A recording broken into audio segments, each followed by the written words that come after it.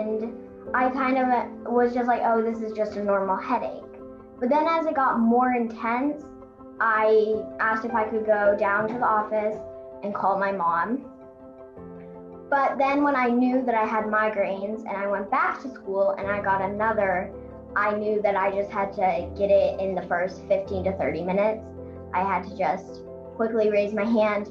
I need to go down. I need to call my mom. I need to take my rescue meds.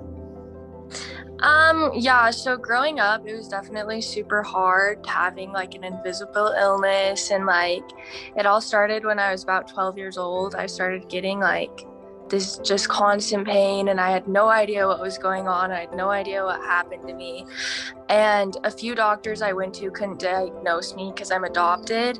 And so they didn't know that I had it. And I remember the exact night it started. We were rebuilding our house. We were living with my grandparents, and my parents were on a date night or something, and I started having the worst stomach pains.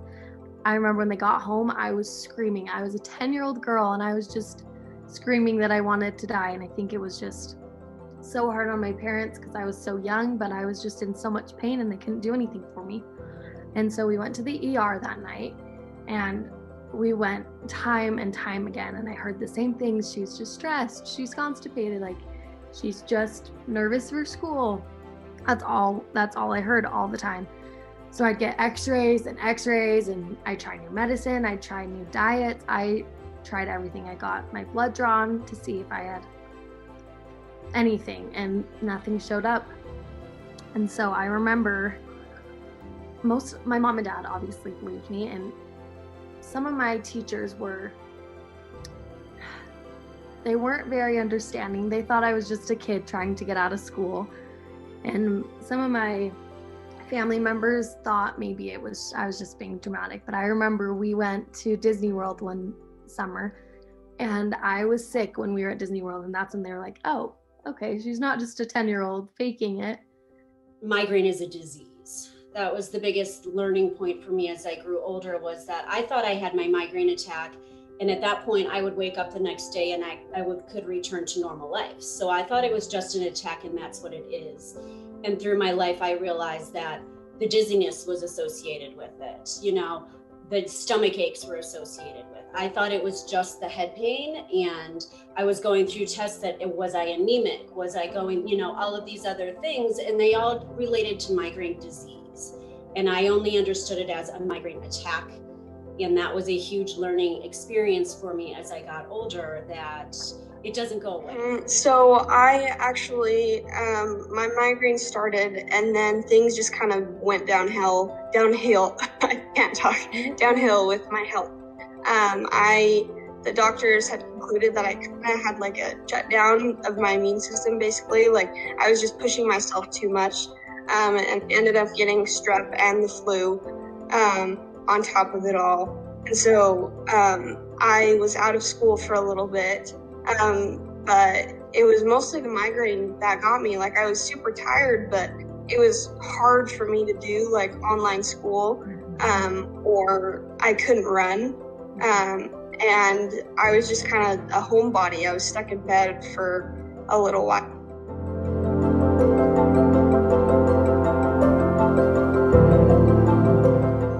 But there are certainly days where I can't even get out of bed because it just hurts, and my whole body feels it. And so normally what would happen is I would get like an invite to go do something, and I would have to say, I'm sorry, I don't feel good. And slowly like the invites stopped coming. I thought I was somewhat crazy in my head, that I felt really healthy. I was an athlete. I was a straight A student, but something was happening to me. And I didn't know how. I didn't have the resources at that time. The internet wasn't around. And it was very hard to even know if I had people to relate to, because I wasn't talking about it and no one else was talking about it. And it was kind of this thing that I dealt with at home, and I slept it off and I dealt with it. And the next day I went to school and no one knew any different. With migraines, it does kind of stop you a little bit, because it kind of pulls you back from stuff you love to do, but you're in pain, so you can't really like do fun things that you enjoy. Yeah. And so I was constantly sick. I was always missing school. I I remember sophomore year, I missed probably a month, and I didn't have any accommodations with the school. Like I hadn't had anything worked out because I didn't have a doctor to tell me that I had something. So it was just, again, I just wanted to miss school. Like I was just sloughing. I heard that so many times. Yeah, well, it's hard because I have a lot of friends in my 4th grade classroom. I haven't been able to see them that much. Luckily, we have been doing some Zooms so I can see them. But it's been really hard to not see my teacher because I love all my teachers. And my classmates, I have so many friends in the 4th grade.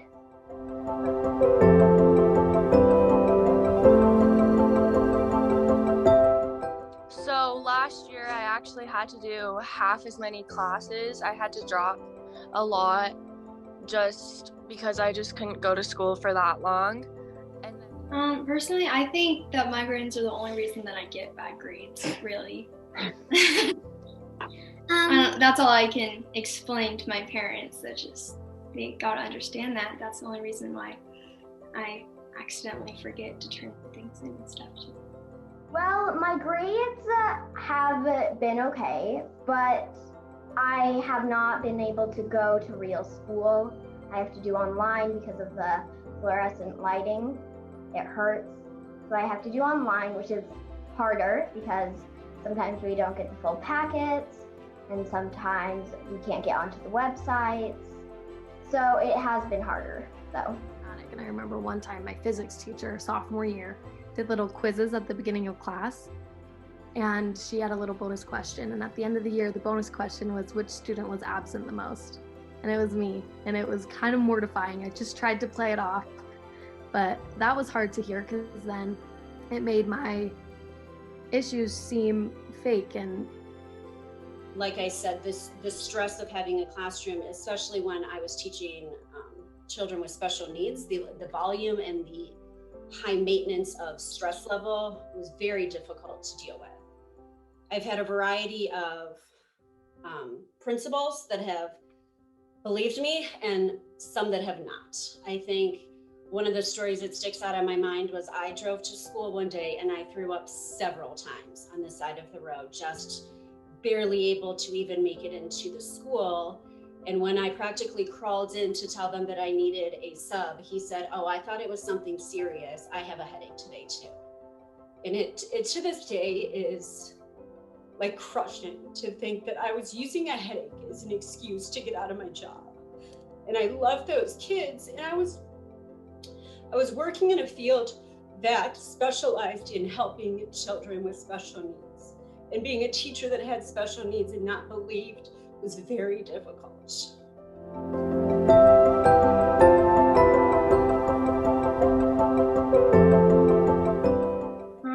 Something that, like, the biggest thing for me is that headaches and migraines aren't the same thing.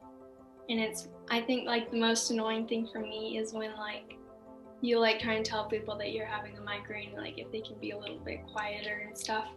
And then they're like, "Oh, I get migraines too. Like, I get them all the time," and they don't really know what it is. And they just think, like, migraines are the same as headaches. So if, like, it would be nice if people kind of, like, knew the difference, that, like, migraines have different symptoms and stuff like that. I feel like my friends know that I have migraines and stuff, and that's why sometimes I miss stuff. But whenever, like, even if my head just hurts, I'm like, "Oh yeah, if they ask me, 'Oh, are you okay?' because they notice I'm being, like, a little quiet or something, I would usually say, 'Oh yeah, my head's just hurting a little, I'm fine.' And then they, like, kind of say, 'Oh no, are you having a migraine?' because they kind of assume that it's, like, the same thing when it's really not. Migraines are way worse, and then they can cause other things to happen. And I felt like I kind of missed out on a lot, especially in high school.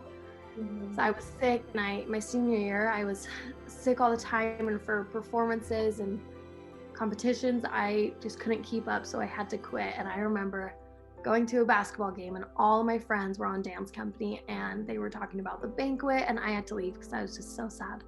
I was like, I can't do this. Like, I can't do what I want to do because I'm so sick all the time. So if you're dealing, with migraine disease or other issues, how are they related, and how can you help one to help the other?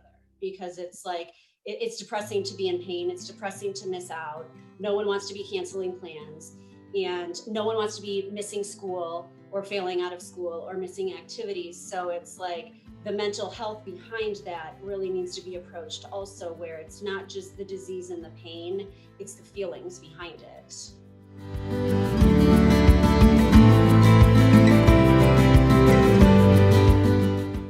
Prior to going to college is really when we started pursuing diagnosis and medication more, because my mom was afraid that I would be going to college with a tumor or something that was larger than what we knew of as migraines. So we really did a lot of testing before I left the house, because I was always under their care, so it felt protected. But when they were sending me out into the world, it felt like a different thing to be 4 hours away and on my own without help once again, or people that understood me.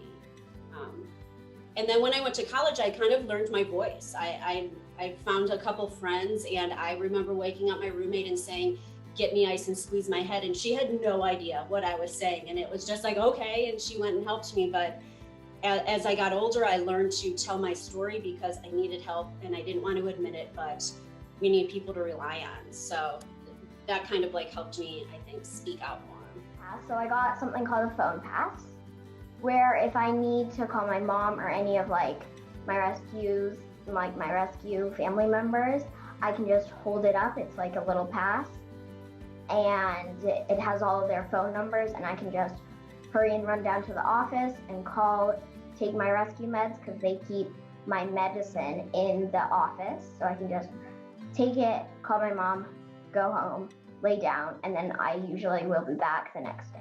When I went to Dr. Henry in December of 2018, I think, it was just like crazy. Like the first day I walked in, he was just like, "No, like this is what you have, and like it's okay, like we're gonna get through it." And like it was crazy. Oh, I'm like crying. I didn't mean to cry. Yeah. So then he got me a 504 for school. And so that was really nice. And that helped a little bit with some teachers, a little bit with like, it just really depended on the teacher. I'd say it was about 50-50 with my teachers who like really like cared enough to like understand it, but a lot of them have been really good, but there's always like the few that are just like, get over it, you know?